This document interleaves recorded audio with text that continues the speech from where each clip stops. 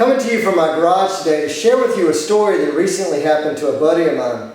I had a friend of mine call me and he was all proud because he built this little deck for himself, and he invited me over, went over and looked at it, and I was like, ugh, we're going to have a problem. What he had done was he had made a deck. So he made these joists. They pretend this triangle is a joist, and this is the band.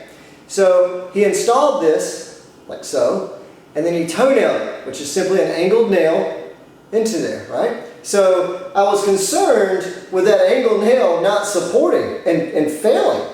So what I invited him to do was to run down to the local home improvement store and pick up a joist hanger so that he could actually install this thing in a proper manner. Well, so he did that. And then come to find out he used the wrong nails. And I don't want you to fall into the same trap. What he did was at that end cap where they sell this joist hanger, he bought the joist hanger nails that they have there with them. Well, that's true and that's good, and that there's certain holes on this hanger that these nails are used for. And that's for the flange side, so that it doesn't protrude on the back side and puncture your flashing or water lines or whatever's back there.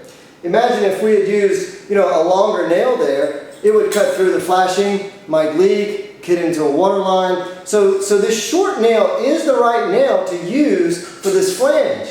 But beware. It is not the correct nail to use on the shear hole side.